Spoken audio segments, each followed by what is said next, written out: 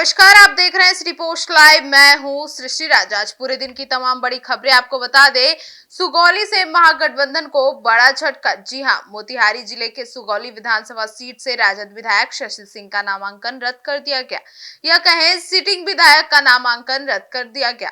इसके कारण महागठबंधन में हलचल तेज हो गई है। तेजस्वी यादव मुकेश सहनी के लिए सीट अब बिना चुनाव के ही हार माननी पड़ेगी। वहीं नीतीश कुमार ने किया चुनाव प्रचार का शुरुआत। जी हाँ, मुख्यमंत्री नीतीश कुमार ने आज मुजफ्फरपुर के मणिपुर हाई स्कूल मैदान में एनडीए की पहली बड़ी जनसभा की। इस दौरान उन्होंने कहा कि अगले 5 साल में 1 करोड़ युवाओं को नौकरी और रोजगार दिया जाएगा। सभा में कुछ हंसी मजाक भी देखने को मिला। मुख्यमंत्री नीतीश कुमार और संजय झा के बीच जब उन्होंने माला पहनाना शुरू किया तो संजय झा ने जब उनके हाथ पकड़े तब उन्होंने कहा कि गजब आदमी है भाई। और ये तमाम खबरें आज की सुर्खियों में छप गई। तो वहीं जनसुराज में बड़ी चिंता, 3 उम्मीदवारों का नामांकन रद्द। जी हाँ, चुनाव में अब पहले ही प्रशांत किशोर को बड़ा झटका लग चुका है।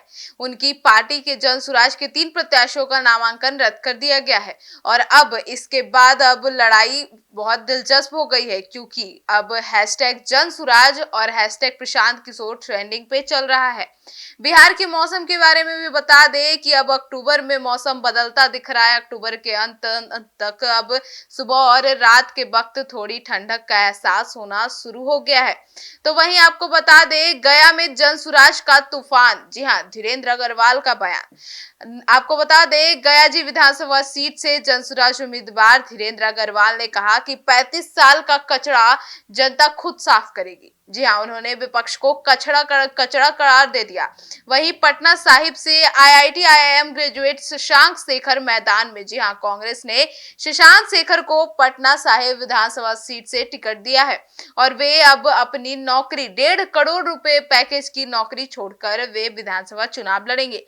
पहले चरण के नामांकन की प्रक्रिया पूरी हो चुकी है, जिसमें अब 1314 उम्मीदवार मैदान में है।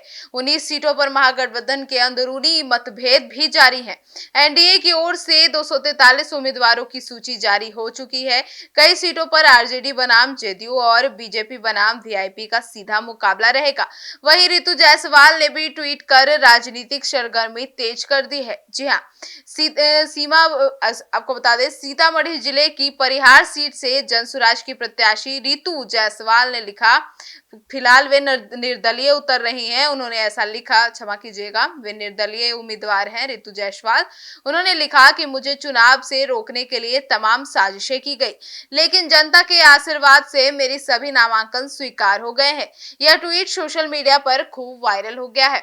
सड़क और बिजली को लेकर ग्रामीण इलाकों में काफी नाराजगी भी दिख रही है। जी हाँ, चुनाव का माहौल है और अब आपको बता दें, सिवान और औरंगाबाद में ग्रामीण इलाकों में बिजली कटौती और टूटी सड़कों को लेकर नाराजगी दिख रही है। कई जगहों पर मतदाता कह रहे हैं नेता सिर्फ चुनाव के वक्त आते हैं। यह मुद्दा कई उम्मीदवारों के लिए चुनौती बन सकता है।